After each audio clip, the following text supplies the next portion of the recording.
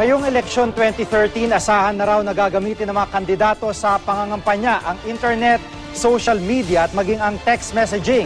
Ayon po yan sa ilang campaign strategies. Gayunman, mahalaga pa rin daw para sa ilang botante ang makita ng personal ang mga kandidato.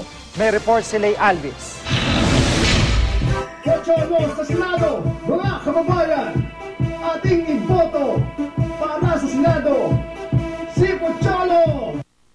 Ngayong kampanya para sa eleksyon 2013, tiyak daw na makikigangnam ang maraming kandidato. Asahan na raw ang mga campaign jingle na katunog ng sikat na Oppa Gangnam Style ng Korean artist na si Psy. Siguradong sasamantalahin din daw ng mga kandidato ang internet, lalo na ang social networking sites. Kabilang ang mga ito sa mga nakikitang campaign trends para sa election 2013 ng mga veteranong campaign strategists na sina Malu Tequia at Relly Herman. Twitter yan, mag-Facebook yan.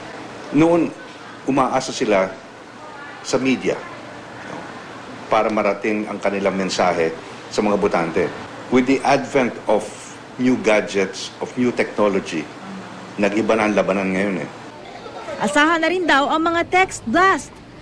You have to find a strategy where you can use the cellphone as a communication device na hindi nag-tune out yung mga botante.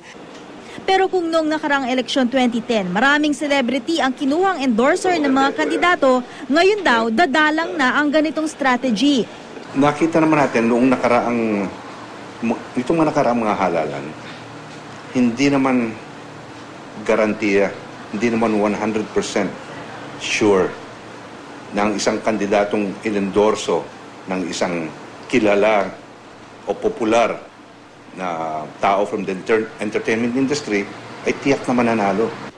Pero malalim man ang bulsa ng kandidato para pondohan ang kaliwat-kanang campaign ads, baliwala rin daw kung malabo naman ang kanilang mensahe. Now, whether that would translate into votes is the function of the campaign in making sure that you have a very good message so that yung botante talagang bibilhin yung produkto mo.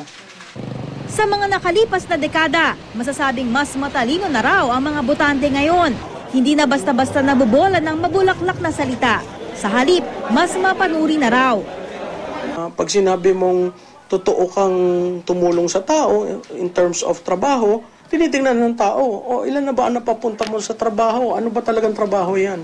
So, they go back to the record. So, sa tingin ko, itong election na ito, maraming fact-checking na mangyayari. At parati mang nakikita ang mga kandidato sa telebisyon o sa internet, mahalaga pa rin daw sa mga botante na personal na makita at marinig ang mga humihingi ng kanilang tiwala. Kinakailangan makita sila eh. Kinakailangan makakamay sila kung may panahon, makipag-usap sa mga botante. Lay Alvis, GMA News.